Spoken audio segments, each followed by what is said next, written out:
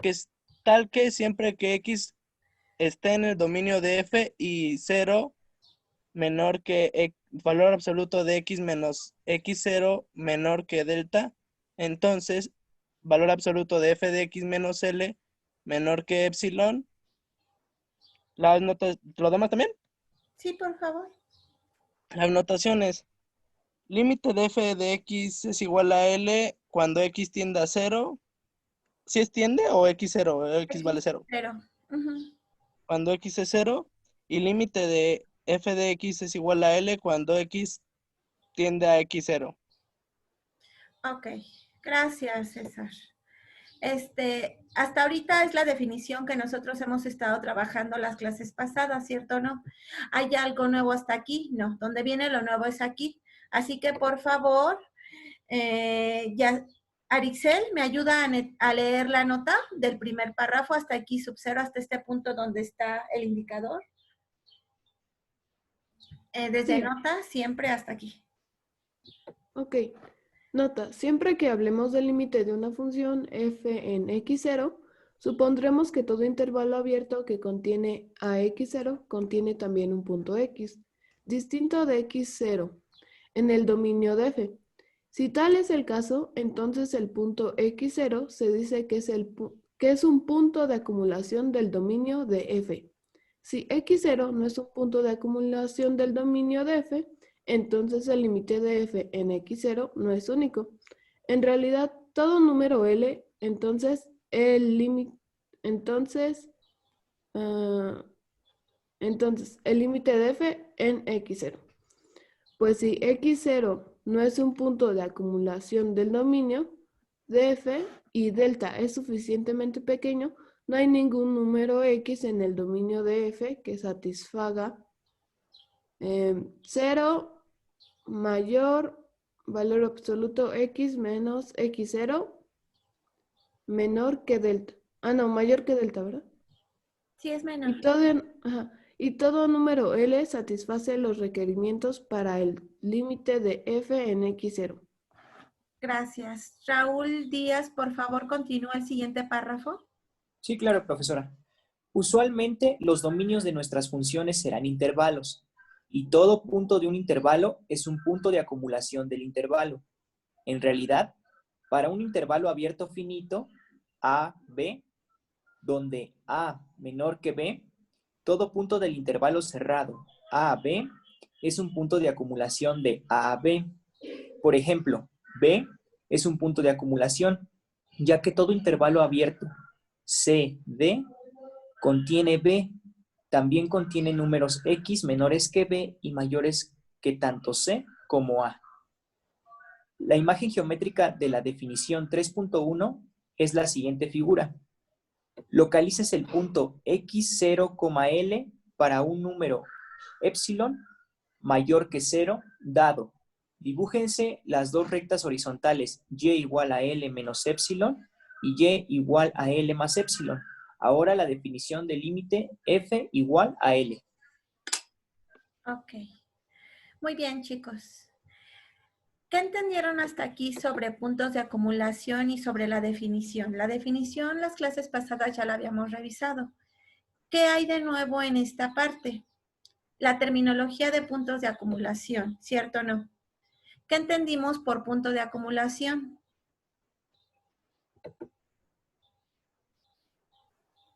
Yo tendría que volver a leer, maestra. Lo siento. No, no se preocupe, es natural. Es una definición nueva para ustedes. Nunca lo habían escuchado. ¿Y les parece que lo volvamos a leer entre todos? Víctor, ¿me lee nuevamente desde nota hasta el primer párrafo de la nota? Ok, sí. Siempre que hablemos del límite de una función f en x0, supondremos que todo intervalo abierto que contiene x0 contiene también un punto x, distinto de x0, en el dominio de f. Si tal es el caso, entonces el punto x0 se dice que es un punto de acumulación del dominio de f. Si x0 no es un punto de acumulación del dominio de f, entonces el límite de f en x0 no es único. En realidad, todo número L es, entonces, el límite de f en x0.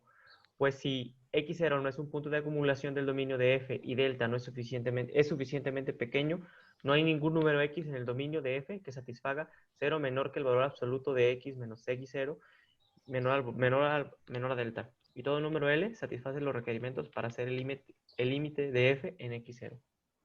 Ok. Segundo párrafo, por favor, Francisco Ariza. Usualmente los dominios de nuestras funciones serán intervalos, y todo punto de un intervalo es un punto de acumulación del intervalo. En realidad, para un intervalo abierto finito AB, donde A menor a B, todo punto del intervalo cerrado AB es un punto de acumulación de AB. Por ejemplo, B es un punto de acumulación, ya que todo intervalo abierto CD que contiene B también contiene números X menores que B y mayores que tanto C como A. Ok, gracias. Hasta aquí. ¿Qué entendieron? ¿Cuál es la idea de esto? Bueno, yo tengo que... Bueno, Ok, primero querían hablar varios y ahora ya no. bueno, yo entendí que x, un punto de acumulación es un punto cualquiera del dominio, de un intervalo, perdón. Ujú. ¿Qué me Esa es dice? ahí la idea más general. Sí. ¿Quién más quería dar su idea, chicos? ¿O quieren volver a leer este párrafo? Yo entendí como que estaba fuera del intervalo. Ok. ¿Les parece que volvamos a leer para que nos quede más claro? Muy bien. Ahora yo. Ok. ¿Quién me dijo que yo empezaba a leer? Yo, Rafa. Ay, Yo por empiezo. favor.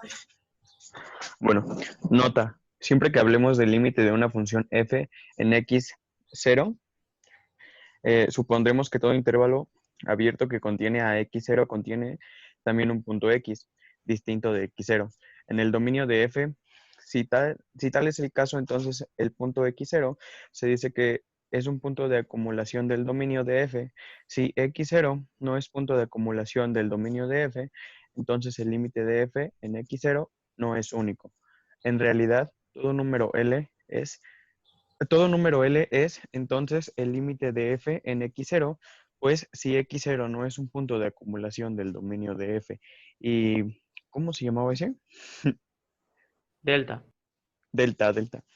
Y delta es suficientemente pequeño, no hay ningún número x en el dominio de f que satisfaga 0 menor que x menos x0, que a su vez es menor que delta.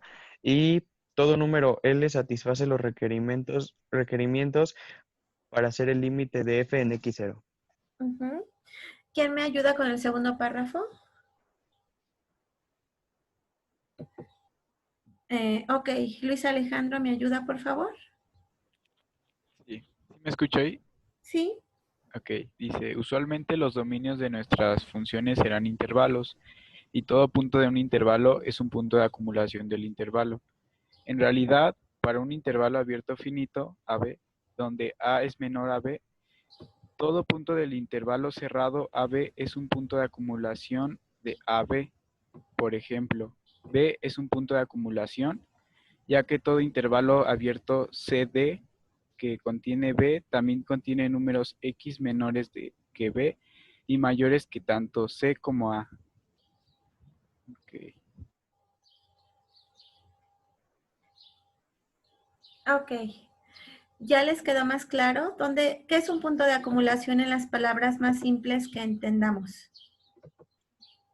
Podría ser así como poniendo la imagen de los conjuntos, digamos, cuando varias X van a un mismo punto, por así decirlo.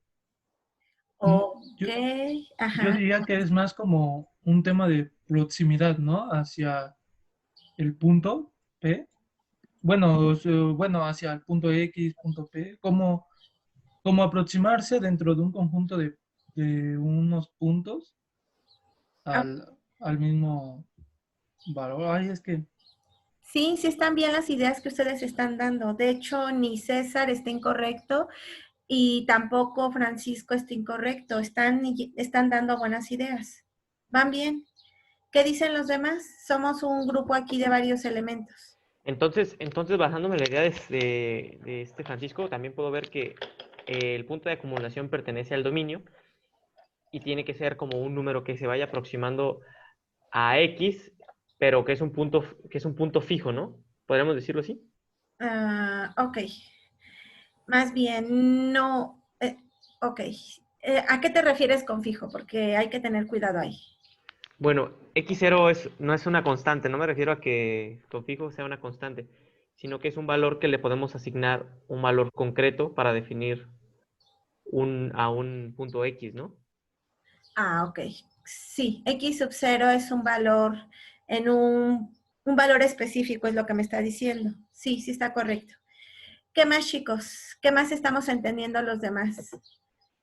Acá, esto entraría dentro del tema de la topología. ¿de la qué? Topología. Sí, de hecho ya estamos hablando en términos topológicos desde el principio de funciones. Por topología vamos a entender básicamente lo que es el estudio del espacio. ¿Por qué me atrevo a decirle que ya estamos hablando de topología desde el principio? Porque cuando nosotros hablamos de X menos X sub 0, estamos hablando en términos de distancias. Entonces ya estamos expresando las distancias en términos más generales, se va a ver en cálculo vectorial de normas de distancias. Entonces, desde el principio, cuando hablamos de funciones, pues ya estamos hablando de términos topológicos, estamos dándole sentido al espacio, ¿ok? Muy bien. Ok. ¿Alguna otra idea que les venga a la mente, chicos? ¿De qué es un punto de acumulación?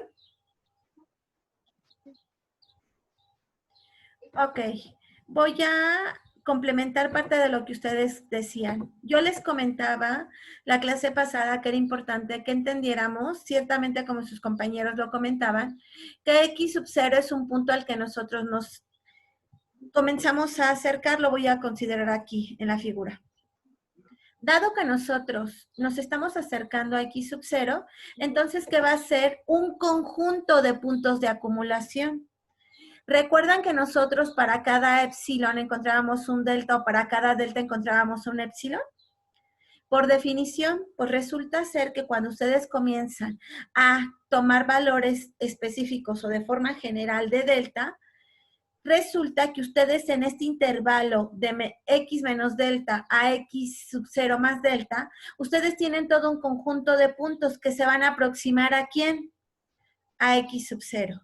A todo ese conjunto de puntos que están en ese intervalo se le conocen como puntos de acumulación. Si se dan cuenta, no estoy diciendo algo que ustedes no hayan comenzado a comprender cuando leyeron esta nota sobre puntos de acumulación, porque aquí lo que nos dice, en realidad, en un intervalo abierto finito AB, donde el extremo izquierdo del intervalo es menor que el derecho, todo punto en este intervalo abierto es un punto de acumulación de AB. Nosotros de forma particular, en límites, no hablamos de A y B, hablamos del intervalo, ¿quién? X sub 0 menos delta a X sub 0 más delta, ¿cierto o no? Nosotros estamos variando nuestra posición en este intervalo, por lo que vamos a tener todo un conjunto de puntos que están en este intervalo que tienden a ¿quién? A X sub 0, por la izquierda y por la derecha, ¿ok? Y de hecho, esta figura número 3 que nos presenta Hasse es parte de la teoría que nosotros ya habíamos estado revisando en la clase anterior, ¿ok? Lo único que hicimos fue introducir parte de lo que es la definición de puntos de acumulación para que lo entendamos en términos más formales. Muy bien. Hasta aquí, ¿alguna duda de lo que es un punto de acumulación? Entonces, los puntos de acumulación se encuentran entre la distancia de x0 y x0 menos delta. ¿Sí me entendí? Sí. O sea, la región comprendida entre esos dos. Entre estos dos valores, en este intervalo, entre x sub 0 menos delta y x sub 0 más delta. Aquí es donde tienen todo un conjunto de puntos de acumulación. ¿Sí respondí a su pregunta? Sí, gracias. Ok, muy bien. Por favor, voy a solicitar que me apoye leyendo. Levil, en la nota, por favor comience a leer y ahorita voy a bajar más, a ver si cabe. Hasta ahí, por favor, ¿me ayuda a leer la nota? Sí. Nota. Obsérvese que una vez que se ha encontrado un número delta correspondiente a un epsilon dado, cualquier número delta subíndice 1 con 0 menor a delta subíndice 1 menor a delta puede usarse en la definición 3.1. Pues supongamos 0 menor a x menos x sub 0 menor a delta implica que f de x menos l menor a epsilon. Si delta subíndice 1 menor a delta, entonces por la propiedad transitiva, axioma, ¿cuál es ese? O2. O2 de los números reales, 0 menor a x menos x sub 0 menos delta 1 implica 0 menor a x menos x sub 0 menor a delta y por tanto implica f de x menos l menor a epsilon. Ok, gracias. En esta parte lo que hace Hasser es introducir un delta 1 o un punto de acumulación que se encuentra entre 0 y delta en este intervalo alrededor de x sub 0 para llegar a parte de lo que es la definición donde supone, observen, que delta 1 es menor que delta.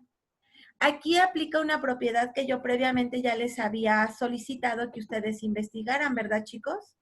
En donde les decía que ustedes investigaran cuál era la propiedad transitiva, porque la íbamos a estar ocupando consecutivamente. Muy bien. Por favor.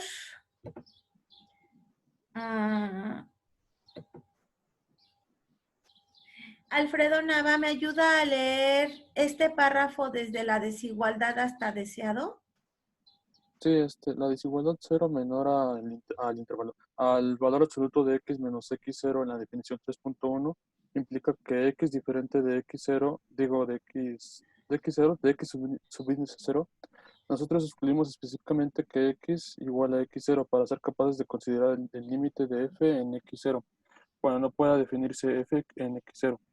La ecuación 2.1 es un ejemplo en la que la función no está definida en x0. Ilustremos ahora el concepto de límite con varios ejemplos. En estos ejemplos, con el fin de aplicar la definición del límite, comenzamos por adivinar el límite L para, a continuación, aplicar la definición y mostrar que L es ciertamente el límite deseado. Muy bien, gracias. Análogamente a los casos que nosotros vimos de aplicar la definición, en esta parte el autor hace lo mismo. Estos ejemplos que vienen aquí ustedes también los van a comenzar a reproducir. En su libreta se les va a quedar como ejercicio y esto ya va a formar parte de lo que es su serie. En los siguientes días ya les voy a estar dando ejercicios específicos que ustedes van a ir resolviendo por definición y en particular de funciones, ¿ok? Me voy a saltar un poquito parte de esto, pero antes me acabo de acordar de una propiedad importante. Una de las propiedades más importantes que nosotros utilizamos en límites es el ejemplo 3.4, donde se nos dice que ustedes tienen que si tienen una función definida como una función constante, esta propiedad de límites que les dice que el límite de esta función constante, ¿cuánto vale? La constante. Quiero hacer hincapié de cómo utiliza el autor la misma definición que hemos estado utilizando a lo largo de las clases pasadas. Obsérvese. Debemos demostrar que para cada épsilon mayor que 0 existe un delta mayor que 0 tal que la distancia entre la función y el valor del límite, que en este caso es c, es menor que épsilon. En este caso, ¿qué obtiene? Al sustituir la función que es la constante c, obtiene la distancia de c menos c igual a ¿quién? A 0. Por lo tanto, es menor que épsilon siempre que 0 sea menor que x menos x sub 0 menor que delta. En este caso en particular observemos que podemos tomar cualquier delta porque no nos da una condición específica sobre la delta, únicamente nos dice que 0 es menor que épsilon. Entonces, para cualquier delta como un número definido como un número positivo y f de x menos c, siempre se va a cumplir que este es menor que épsilon, siempre que la distancia entre x menos x sub 0 se encuentre entre 0 y delta. Es decir, si ustedes se aproximan a cualquier valor x sub 0 en esta función, en el intervalo de x menos delta y x sub 0 más delta, para cualquier delta y para cualquier epsilon, ustedes van a tener que van a aproximarse al límite de esta forma. ¿Estamos de acuerdo, chicos? Para este caso. Esta es una de las propiedades principales que nosotros vamos a utilizar y de hecho ustedes utilizaban mucho los semestres pasados cuando calculaban el límite de una función constante. Muy bien. Me voy a saltar la de la función, todas estas, y quiero llegar a ¿cuántos límites puede tener una función? Pregunta para todos. Yo ya sé que esto ustedes lo utilizaban, por lo menos las propiedades. ¿Cuáles eran las propiedades principales de límites que ustedes revisaban en los semestres pasados? Por ejemplo, primera propiedad. Suponían que el límite de la suma de dos funciones era igual al límite de cada una de las funciones, ¿cierto o no? Que si tenían el producto de dos funciones, el límite de un producto era el producto de los límites. Y si tenían un cociente, el límite del cociente de dos funciones era igual, el límite del cociente de dos funciones era igual al cociente de los límites siempre y cuando el límite del denominador fuera diferente de 0. ¿Sí recuerdan esas propiedades? Sí. Ok, ¿por qué lo comento? Porque todas estas propiedades, en realidad, en cálculo de manera formal, se les conoce bajo el nombre de teorema, lema, corolario. Y en la mayoría de los casos tienen una demostración. Aquí Hasser les va a hablar de ellos, y uno principalmente que a veces uno toma como que muy a la ligera, que es el siguiente teorema. Si el límite de una función existe, este límite es único. Una función no puede tener dos límites. Sería una contradicción. Y este teorema es justamente lo que nos dice. Nos dice, César Eduardo, ¿me ayuda a leer el teorema, por favor? Solamente se encuentra en esta línea. Sí. Si el límite de f de x es igual a L1 para x sub 0 y el límite de x de f es igual a L2 para x sub 0, entonces L1 es igual a L2. Ok, muchas gracias. Esto quiere decir lo que yo les decía. Si nosotros suponemos que tenemos dos límites diferentes para una función, ¿qué tiene que pasar con estos límites? Estos límites tienen que ser iguales, ¿ok? Muy bien, la prueba viene aquí explicada. ¿Qué van a hacer ahorita? Lo siguiente. Voy a formar equipos. Permítanme. Ya. ¿Sí la ven? Bueno, sí, la vemos. Sí, ya Si se ve. quieres que empiece, vamos a empezar si quieres Axel, luego Alitzel y Alfredo y luego yo, ¿vale? ¿O qué? ¿O cómo quieren empezar? Ok. Pues sí. Bueno, voy a iniciar solo leyendo lo que dice para entender por qué es epsilon entre 2, ¿no? Se dice que tómese epsilon mayor a 0 como límite de es igual a L1. Existe un delta 1 mayor a 0.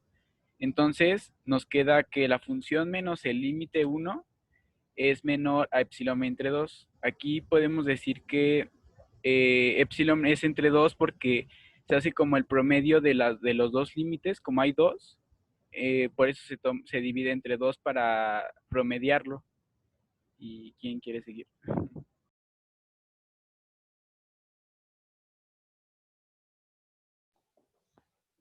¿Sigo yo o qué? ¿O yo? Sí, si quieres, sí, porque... Va, vas. Ah, no, te dije que si quieres, si quieres ibas. Ah, ok.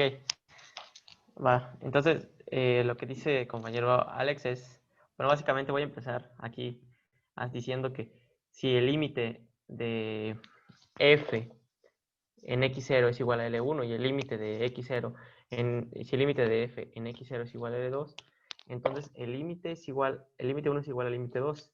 Como dijo mi compañero, eso ya no lo voy a mencionar, se considera la distancia promedio.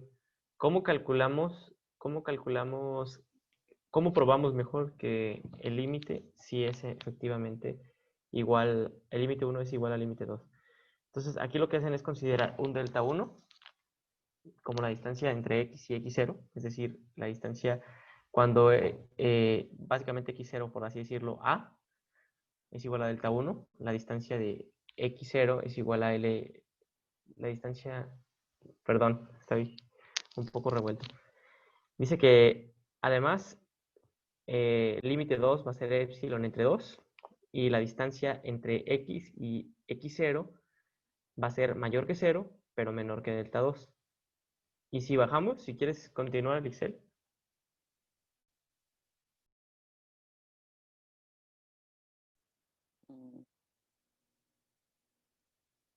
No, si quieren, O vas tú, Alfredo, si quieres.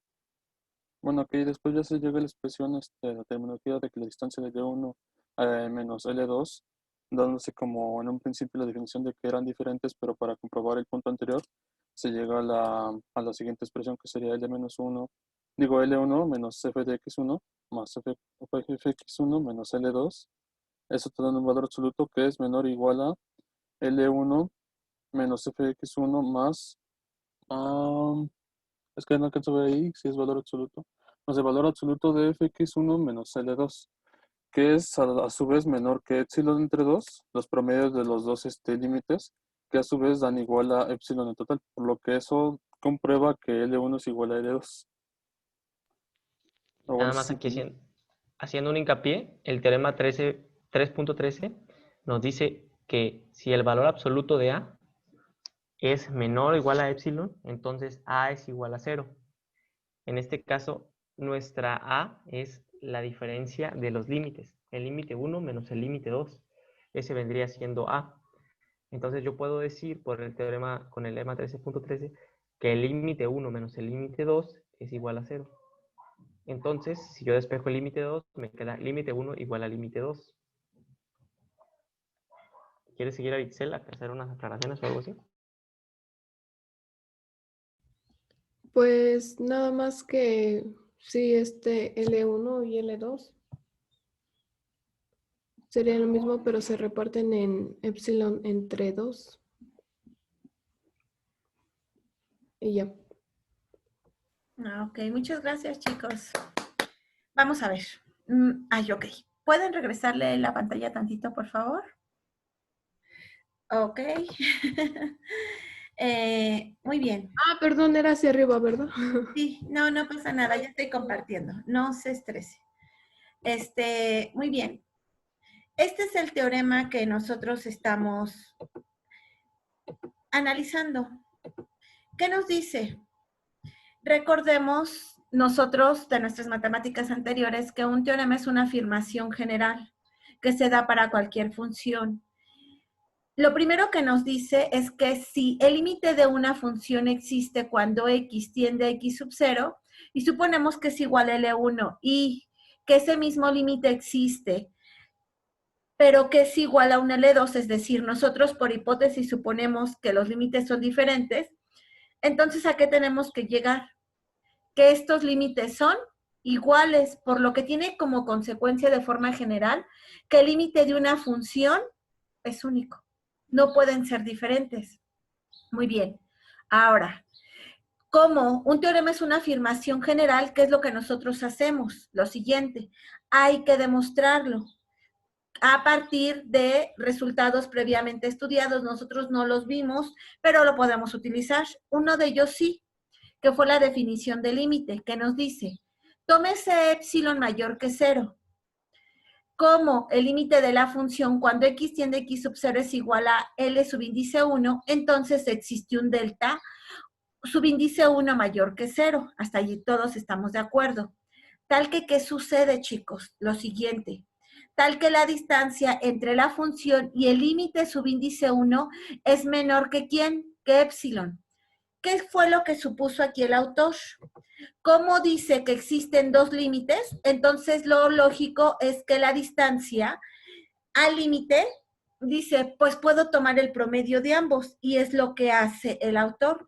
Toma el promedio de ambos y por eso pone entonces esta distancia, los puntos de acumulación que se encuentran entre x y x sub 0 y delta 1, entre 0 y delta 1, tienen que ser menores, al igual que la función y su límite menor que epsilon sobre 2. Eso es para el primer límite. Ahora dice, dado que también mi función tiene un límite 2, entonces ¿yo qué voy a suponer? Que existe un delta 2 mayor que 0, tal que la distancia entre la función y el límite 2 tiene que ser menor que epsilon sobre 2.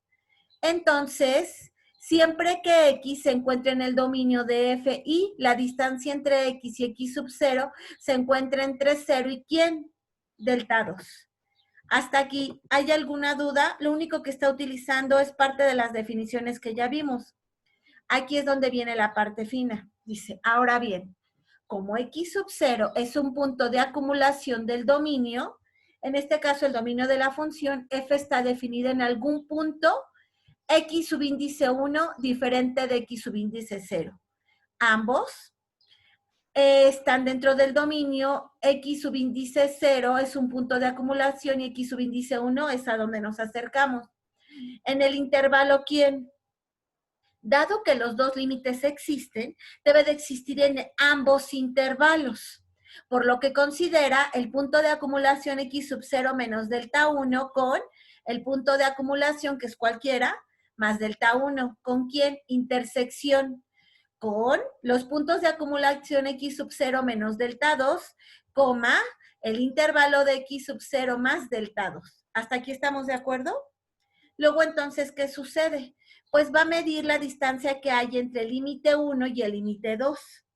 Entonces, sustituye límite 1 menos límite 2. Y aquí introduce la función acercándose al punto, pero observen, suma un 0 en realidad, porque es menos f de x subíndice 1 más f de x subíndice 1.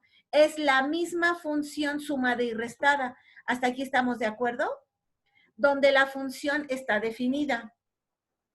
Después, ¿qué es lo que hace? Ah, pues divide ambos términos. ¿Utilizando qué? Utilizando lo siguiente. Hasta ahorita yo no les había pedido, no había tenido la necesidad de utilizar algo que se le conoce como la desigualdad del triángulo. Le voy a poner un triangulito. ¿Qué nos dice la desigualdad del triángulo? Lo siguiente, que cuando ustedes tienen a un vector A más el valor absoluto al final es una distancia, no hay que perderlo de vista, más un vector B, este va a ser menor o igual que ¿quién? Que la distancia únicamente del vector A más la distancia del vector B. ¿Ok? Esta afirmación la ocupa Observen cómo esta primera parte entre el límite y la función definida en cualquier punto la separa por desigualdad del triángulo en este término. Y este otro término la separa en este término que tenemos acá abajo. ¿Estamos de acuerdo? Pero por lo visto previamente, nosotros que tenemos lo siguiente, tenemos que la distancia entre el límite y la función en un punto más el límite y la, perdón, más la función y la distancia entre el límite 2, ¿a cuánto vale de acuerdo a lo que supusimos previamente? Épsilon medios. Sustituimos y a qué llega. Que esta distancia que es epsilon medios y esta distancia que es epsilon medios, en realidad, ¿cuánto me suma? Epsilon. Y dado que la distancia entre estos es menor que epsilon, ¿qué sucede? Aquí les dice, por el lema 3.13, me regreso al lema 3.13, que viene aquí. Nos dice que la distancia de un punto A es menor o igual que epsilon para todo epsilon mayor que 0. Y entonces, ¿qué pasa con el vector A? Es igual a 0. Por lo que nosotros aquí, ¿qué acabamos de obtener? Que la distancia entre L1 y L2 es igual a 0. Y dado que esto es 0, ¿qué tiene como consecuencia? Que el límite 1 es igual a el límite 2. ¿Dudas? No. No, esperemos haberlo explicado bien. No la había entendido, prueba, pero ya la entendí. Ok. A ver, chicos. Pasa lo siguiente. Permítanme tantito. Bueno, aquí no quiere cargar.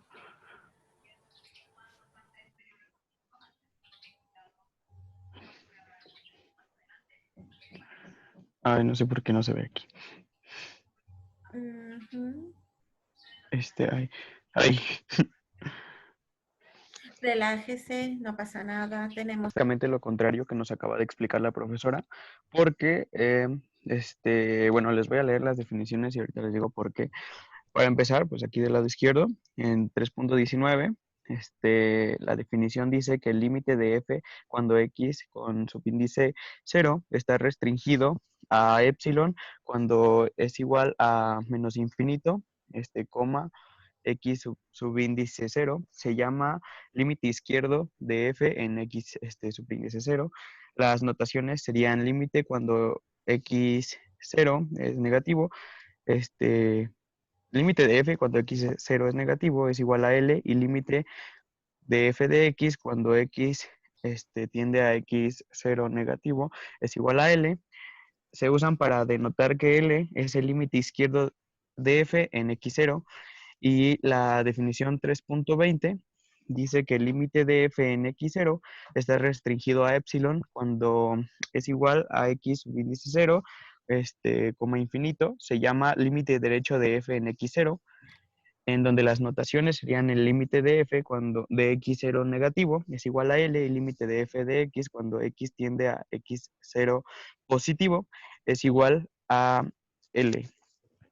Creo que dije negativo en el otro. Bueno, se usa para denotar que L es el límite derecho de f en x0.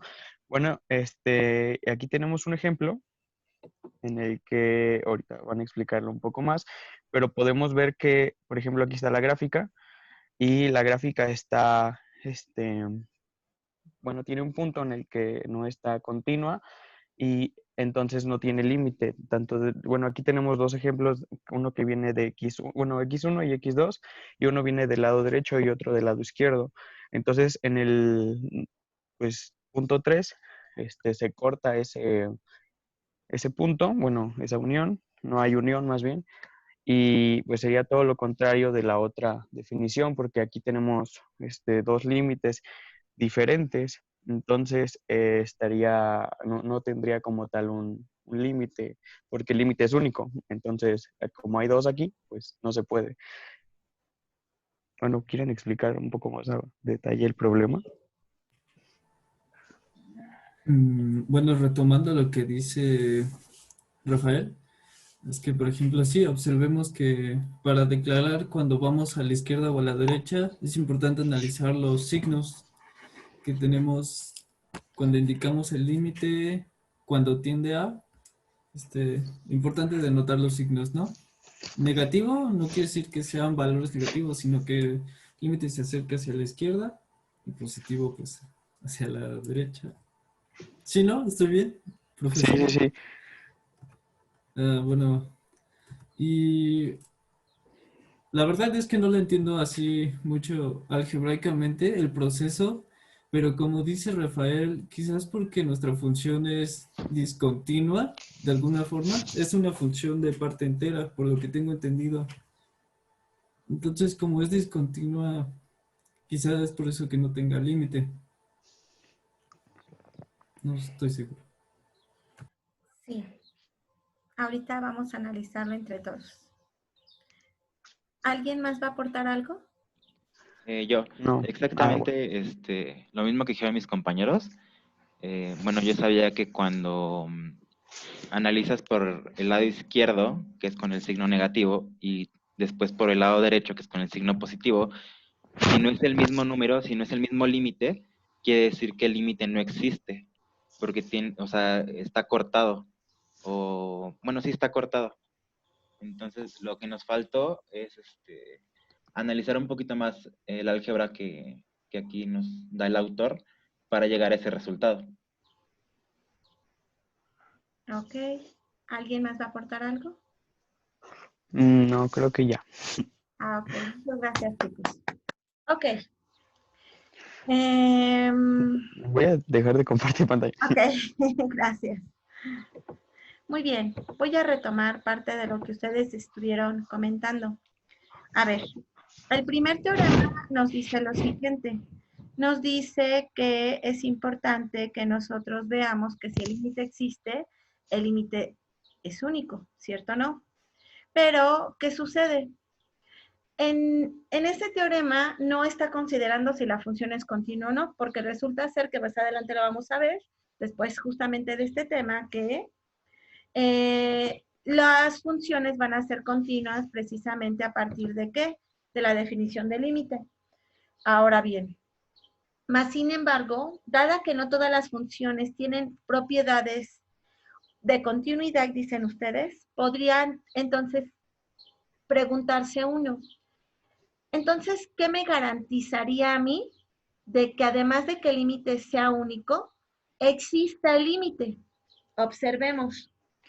Pues resulta ser que para cualquier función que nosotros tengamos, nosotros nos podemos acercar tal cual ustedes ya lo comentaban previamente, tanto a la derecha como a la izquierda de un punto. Es decir, yo tengo en mi plano un punto x sub 0, que es así como lo llaman, y entonces para garantizar que existe ese límite independientemente de que si la función es o no continua, es que yo tengo que comparar los límites por los extremos en los que yo me pueda acercar a partir a x sub 0.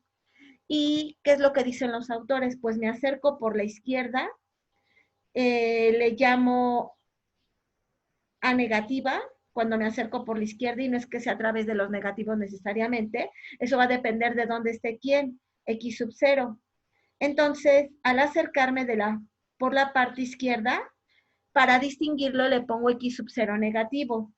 Para acercarme por la parte derecha de x sub 0, lo voy a denotar como x sub 0 positivo, ¿ok? Tal cual sus compañeros lo comentaban. En este caso particular, pues yo no tengo de otra opción más que eso. Hasta aquí estamos de acuerdo. Y esas definiciones que nos dan precisamente el Hazer van en ese sentido. Definición número 3.19. El límite de f en x sub 0 restringido en un dominio, en un intervalo o en un épsilon que va de menos infinito a x sub 0 se llama límite izquierdo de f en x sub 0. Y se le conoce como f, límite de f en x sub 0 negativo igual a L. O bien, a mí para ser franca, esta notación es la que más me gusta. esta que estoy encerrando, porque siento que es más completa. Porque nos dice que el límite de la función, que depende de la variable independiente que es x, cuando x, que es cualquier punto de acumulación, se acerca a x sub 0 por la izquierda, es igual a L. Se usa para denotar que L es el límite izquierdo de f en x sub 0. Entonces, ¿es lo mismo, maestra? Disculpa que la interrumpa. No entendí tu pregunta. Ah, sí, que son dos maneras de representar el límite. El límite de f de x sub 0 por la izquierda es igual a L. Es lo mismo que decir del límite de x cuando x tiene x sub 0 a la izquierda. Así es. Así Son es. dos maneras, ¿no? Sí, Ah, ok. son dos maneras diferentes de representar lo mismo. ¿Ok? Ah, ok. Sí, y si esto es gracias. cierto, sí, está bien. Y si esto es cierto, entonces ya se introdujo, y de hecho ustedes fue parte de lo que también vieron en el bachillerato, calculaban siempre los límites laterales, ¿cierto o no? A lo mejor y en su momento dado, pues no entendíamos por qué, porque son las únicas maneras en las que nos podemos acercar al punto en el que nos interesa saber si existe el límite o no. En este caso es x sub 0 por la izquierda. Muy bien, definición 3.20. El límite de f en x sub 0 restringido a epsilon, que se encuentra en x sub 0 a más infinito, se llama límite derecho de f en x sub 0 y su notación es el límite de f x sub 0 positivo igual a L, o bien, nuevamente, la notación que a mí me gusta más es justamente esta, porque desde mi punto de vista muy particular es más completa, porque nos dice que es el límite de f de x cuando x tiende x sub 0 por la derecha igual a L. Observen, L, tanto por la izquierda como por la derecha, ¿qué satisfacen? Son iguales. Entonces, no importa si la función es continua o discontinua, el límite va a ser único y además tiene que ser el mismo, ya sea que ustedes se acerquen por la izquierda o por la derecha, ¿ok? Al final deben de llegar al mismo punto y el límite debe de ser el mismo. Ejemplo, 3.21. Existen, permítanme tantito, ok.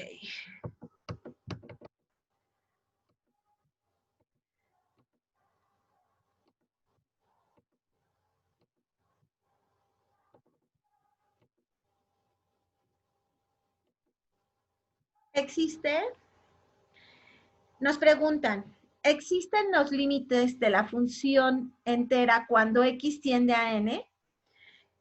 Aquí debió de haber sido por la izquierda. Y el límite de la función entera cuando x tiende a n por la derecha para cualquier n que es un número entero. Entonces aquí nos dice solución. Véase figura 9. Para x que pertenece a un intervalo de n-1 a n, que vamos a tener que el máximo entero a que va a ser igual. Esta función del entero máximo, nosotros por eso la vimos previamente, porque yo les dije que sí se ocupaba y más de lo que creíamos. No hemos visto las aplicaciones, pero les sigo encargando que revisen en libros de precálculo, y ahí va a aparecer. De donde esperamos que el límite de la función máximo entero cuando x tiende a n es igual a ¿quién? A n-1. Él sigue utilizando la definición. Podemos no utilizarla, más adelante la vamos a dejar de utilizar, pero aquí para que continuemos utilizando nuestra familiaridad con la definición, la vamos a seguir utilizando. Toma el límite del máximo entero cuando x tiende a n por la izquierda, y este dice que va a ser igual a n-1. Y esto va a existir por definición si para cada epsilon mayor que 0 existe un delta mayor que 0, tal que la distancia entre la función máximo entero menos el límite, que es n-1, es menor que ¿quién? Que epsilon. Ahora bien, esta es la gráfica, recordemos. Su gráfica únicamente toma los intervalos en líneas horizontales entre 1 y 2, entre 2 y 3, entre 3 y 4, saltando de unidad en unidad. Ya recordamos.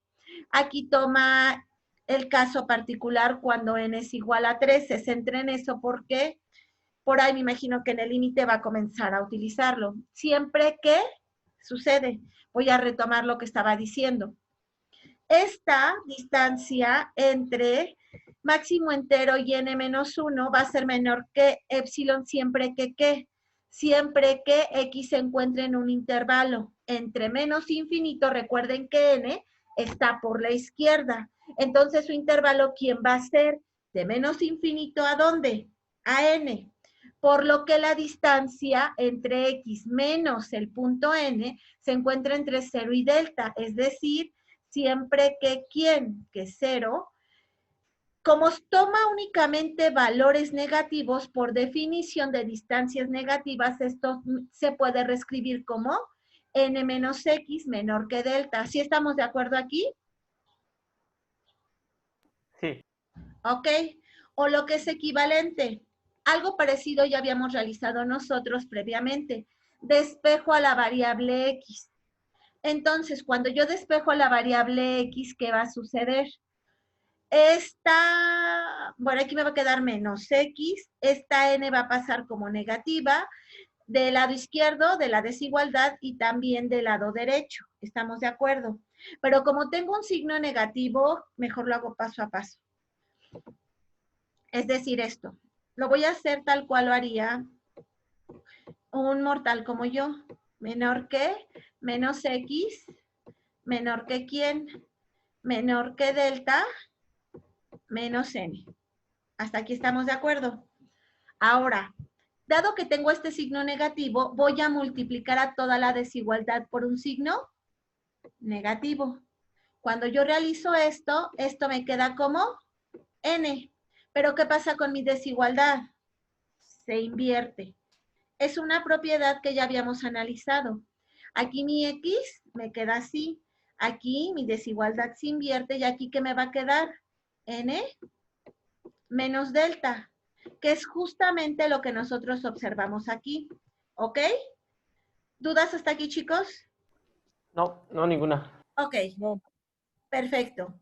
Entonces, eso es para el primer intervalo de los negativos de menos infinito hasta n. Si delta es menor o igual que ¿quién? Toma un valor específico acotado, bueno, más bien acota el valor de delta, es menor o igual que 1, entonces, ¿qué vamos a tener? Lo siguiente. Entonces, x va a pertenecer ¿a quién? A n menos delta y a n, que es un subconjunto ¿de quién? De n menos 1, n. ¿Sí están de acuerdo con esta afirmación? ¿Chicos? Sí, sí. Me pierdo. Sí. ¿Seguros? ¿Le están entendiendo? Sí. ¿Ok? Y entonces, ¿qué va a suceder? Cuando yo restringo a delta para valores menores o iguales que 1, entonces la distancia entre la función máximo entero y su límite se va a poder expresar como n menos 1 menos n menos 1. ¿Pero esto a qué va a ser igual, chicos? A 0. Que a su vez va a ser menor que epsilon. Para todo epsilon, menor que 0. Y sabemos que al tener esta desigualdad, básicamente, se cumple para cualquier delta. Y luego entonces, en particular, ¿yo qué voy a obtener? Que el límite de mi máximo entero para x que se acercan a n por la izquierda va a ser igual ¿a quién? A n menos 1. ¿Estamos de acuerdo? Y ya con eso se demuestra el límite. Sí. Cuando te acercas a x, perdón, a n por la izquierda. Ahora, ustedes van a tener algo parecido cuando ustedes se acercan a n, pero por la derecha. Ahí la suposición ya no va a ser delta menor o igual que 1. Muy bien. Vamos a ver. En este caso nos dice que de un modo análogo podemos demostrar que esto es igual a n. Y esto se los va a proponer en un problema número 7. Se les queda también como problema. Nota, si el límite de la función cuando x sub 0 es igual a L, entonces para cada conjunto epsilon, tal que x sub 0 es un punto de acumulación de epsilon intersección dominio de la función, entonces el límite de f de x sub 0 es igual a L sobre epsilon. de donde existen dos conjuntos, epsilon 1 y epsilon 2, tales que x sub 0 es un punto de acumulación. ¿De quién? De epsilon 1 intersección dominio de F y epsilon 2 intersección dominio de F. Luego entonces el límite de F de x sub 0 es igual a L1 para epsilon, sobre epsilon 1 y el límite de F es, de x sub 0 es igual a L2 para epsilon 2 con el L1, perdón, diferente de L2. Entonces el límite de F no existe si estos dos límites son diferentes, que era lo que yo les comentaba previamente. Muy bien, en esta parte lo que hace básicamente es explicar de una forma más rigurosa lo que ya les decía. Para que el límite exista, me voy a saltar varios renglones y voy a llegar a lo que me interesa. Para que exista ese límite, ¿qué tiene que pasar? Cuando se aproximan al punto x sub 0, ambos límites tienen que ser iguales, tanto por la izquierda como por la derecha. Entonces el límite de F existe. Si estos dos límites laterales acercándose x sub 0, si son diferentes, entonces el límite no existe. Entonces, ¿qué pasa con el problema que estábamos viendo? Para la función máximo entero, ¿qué sucede? Si yo me acerco a un n por la izquierda, ¿cuánto vale mi límite? n-1. Pero si yo me acerco por la derecha, ¿cuánto vale mi límite? N. ¿Qué observo? Que el límite tanto por la izquierda de N como por la derecha son diferentes. Por lo tanto, ¿el límite existe? No. No. No, no existe. Tal cual se observa aquí en la figura. En la figura en particular, ¿quién supone que es su N? 3. Se acerca a 3 por la derecha y resulta ser que, perdón, por la izquierda, que el límite le va a dar n-1. ¿Cuánto es n-1? 2. 2. El límite por la derecha le da n. ¿Cuánto es n? 3. 3. Entonces resulta por un lado darle 2 y por el otro lado darle 3. Y entonces, dado que los límites son diferentes, el límite en 3 no existe. No existe. ¿Ok? Chicos, se me pasó rapidísimo el tiempo.